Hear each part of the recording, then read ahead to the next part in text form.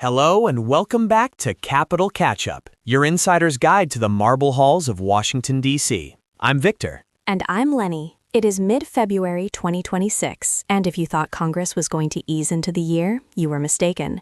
We have a massive slate of legislation to get through today, from radical changes in housing finance to a heated lineup of committee hearings. That's right. Let's start with what hits the wallet first.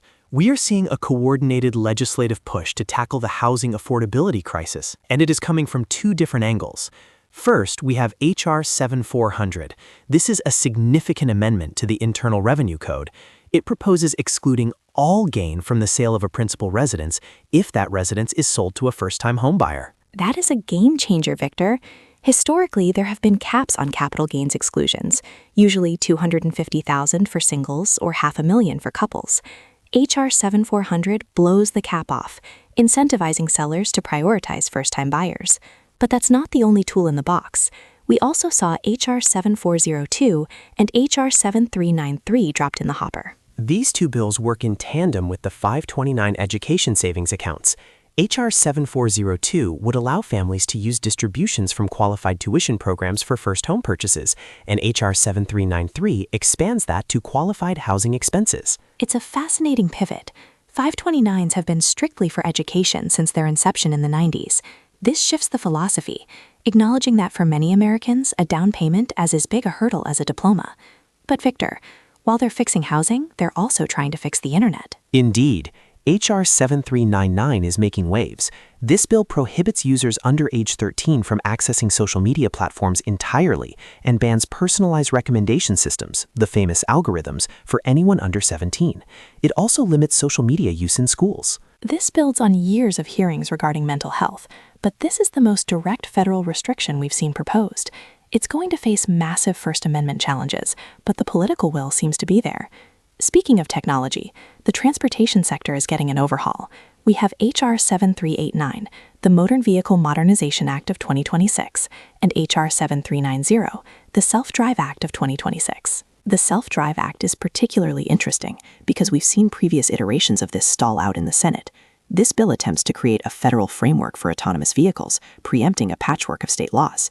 It's paired with H.R. 7405, which directs the Secretary of Energy to study using highway and rail rights-of-way for high-voltage transmission infrastructure. That's smart grid planning, using land we already own to move power. Now, let's move to the good governance block. The Small Business Administration, or SBA, is under the microscope. H.R. 7412 establishes an Office of Whistleblower Awards within the SBA, while H.R. 7401 requires employees to certify they don't have conflicts of interest regarding loans. And they aren't just tightening the ship, they are expanding it. H.R. 7396 establishes an Office of Native American Affairs within the SBA. On a different note of governance, we have H.R. 7397, requiring the Army Corps to assess water infrastructure in Puerto Rico, a long overdue modernization effort. And for our veterans, H.R. 7398 is a touching piece of legislation. It amends the Passport Act of 1920 to exempt Purple Heart and Medal of Honor recipients from passport fees. It's a small financial gesture, but a significant symbolic one. We also have H.R. 7410, designating a post office in Martville, New York as the Sergeant Sterrett J. Eggleston Memorial Post Office Building. And for the farmers listening, H.R. 7406 amends the Organic Foods Production Act to allow producers to confirm the absence of prohibited substances through testing. Before we leave the bills, I have to mention H.R. 7395, the No ICE Ads Act. While the text is brief, the title suggests a restriction on advertising or operations related to immigration and customs enforcement, which is sure to be a flashpoint given the current committee schedule. Speaking of flashpoints, let's talk committees. The schedule for the week of February 10th, 2026 was intense. The Oversight Committee held a hearing titled Oversight of the Department of Justice, which is always fireworks. But look at this one, Sharia-Free America. Why political Islam and Sharia law are incompatible with the U.S. Constitution. That is an incredibly provocative title for a congressional hearing, Victor. It suggests a very specific ideological drive within the committee leadership. On the foreign policy front, we saw a hearing on advancing peace in DRC and Rwanda through President Trump's Washington Accords, Part 2. That hearing signals that the administration is doubling down on its African diplomatic initiatives. Meanwhile, the Select Committee on the CCP held a hearing on lies, lawfare, and leverage, focusing on China's manipulation to marginalize Taiwan. We also had hearings on building an AI-ready America for safer workplaces and a critical look at the prescription drug supply chain to lower health costs. It's a split screen. Half the committees are fighting culture wars, and the other half are deep in the weeds of logistics and supply chains. Now, let's look at who is running the show. The Senate has a heavy nomination load. For the executive branch, we have Robert Sakata nominated to be director of the ATF, replacing Stephen Dettelbach. The ATF director position is notoriously difficult to confirm due to gun policy politics. And Michael McDonald has been tapped for the National Endowment for the Humanities. But the real story is the judiciary. We have a slew of district judge nominations: John Thomas Shepard for the Western District of Arkansas, Andrew B. Davis and Christopher R. Wolf for the Western District of Texas, and Anna St. John for the Eastern District of Louisiana. The list continues with Aaron Christian Peterson for Alaska, Megan Blair Benton for Western Missouri, Brian Charles Lee for Western Tennessee, and Justin R. Olson for Southern Indiana.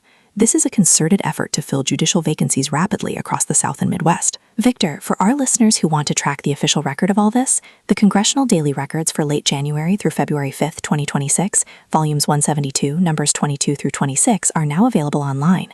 These documents detail every vote and speech we've just summarized. So what should listeners watch for in the coming days? Keep your eyes on HR 7399, the social media ban for kids. The lobbying battle over that is going to be fierce. And watch that ATF nomination. Robert Sakata's confirmation hearings will likely become a proxy battle over the Second Amendment. That's all for today's deep dive. Thanks for listening to Capital Catch Up. We'll see you on the Hill.